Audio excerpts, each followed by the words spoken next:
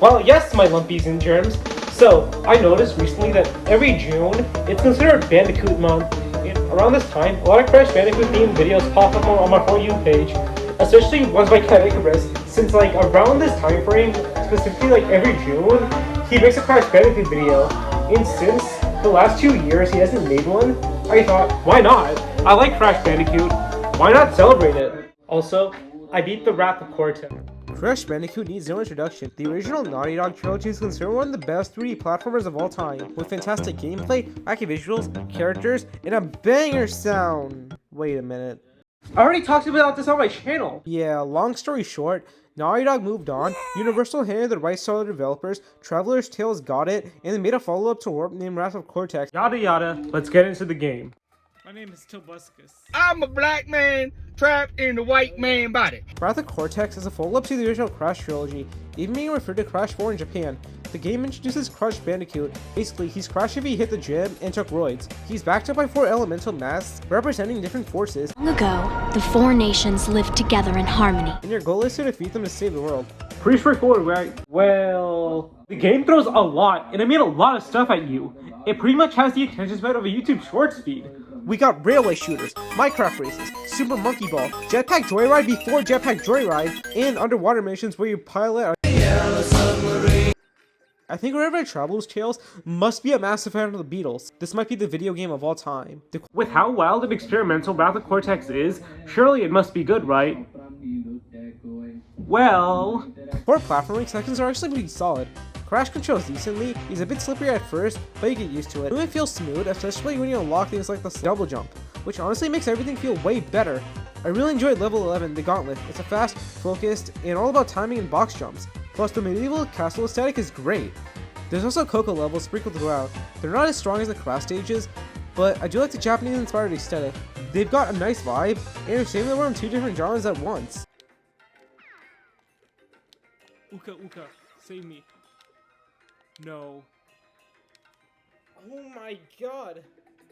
Well, everybody. I guess it's time for a new Citrus Night Guard round. Ouch! My ears burn! Now, jokes aside, these sections are solid. I like the precision and timing, even though missing a box makes me want to throw something. This game fucking sucks! Oh shit. I really like how Wrath of Cortex brings tons of new ideas to the Crash formula and experiments on what Warp did. I did not say they were fun though.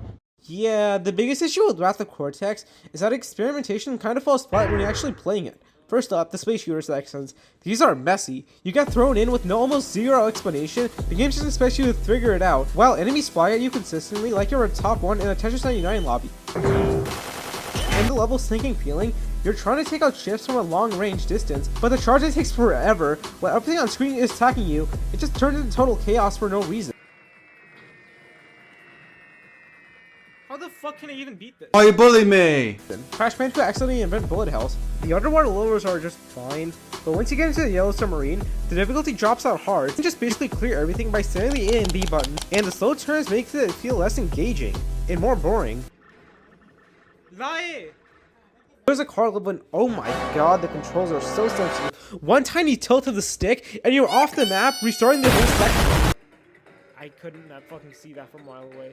At that point, the RC car minigame in Odyssey is more fun. It makes the original Super Mario Kart in 200cc difficulty look like Ryan's World game. And then there's the Super Monkey Ball style levels, and yeah, these are rough. At first they seem fine, you're rolling through a maze, but later they start adding platform elements onto it. It turns into chaos, and the controls feel slightly delayed, which makes everything worse. It never really feels fair, not gonna lie.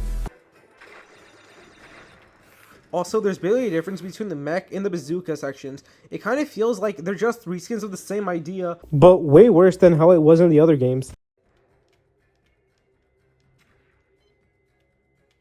Halfway through I realized every boss fight is just crunch. Like, it's all crunch. And it's so funny because they tease that you're gonna fight every classic Crash villain, but it's just crunch. Sip, I'm reporting this game for misinformation. I call the authorities. The second to last fight, I was done. Boss just has a tiny hitbox while attacking. Damage feels minimal, and the fight drags on forever.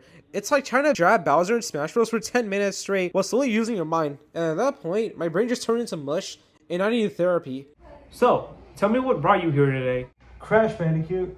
That was Wrath of Cortex. Overall, it was a mess. Like, its biggest issue is that it was too experimental, like too many different things, and it didn't really feel fleshed out, which left the game pretty cluttered and had a lack of identity. But honestly, I think there's like a pretty decent platformer buried inside, and if you cut down the game by like half the length, and put some like the experimental levels and like flesh them out, you get a pretty good follow-up to Worst. I understand why it's considered a black sheep of the series, since the developers made fun of it in Twinsanity and the actual Crash 4. Kind of been slow. Wrath of Cortex didn't do as well as we'd hoped. How many times have you beaten this clown anyway? 3. Really? Only 3? Actually, of the series. Overall, I'd give Crash Bandicoot Wrath of Cortex a 5 out of 10. It's very messy, but there's some genuinely good moments.